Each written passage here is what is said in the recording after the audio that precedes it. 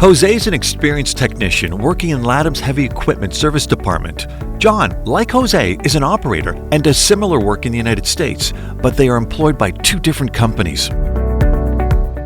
Jose, in doing his disassembly and testing work, can specify what is to be done with each part, sending it to stock, repair, or selecting its replacement directly from CAT SIS.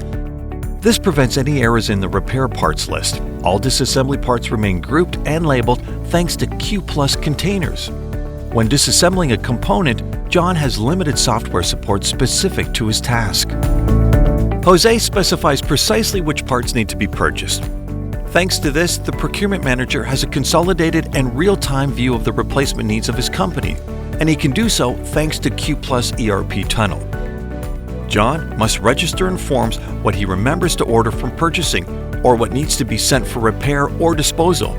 This means that a supervisor has to validate it later or deal with logistics and procurement errors.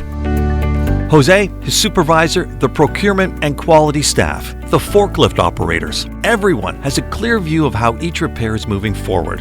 In this way, the company does not experience delays due to errors or shortcomings, and their customers see the quality of the operation, thanks to the support of QPLUS.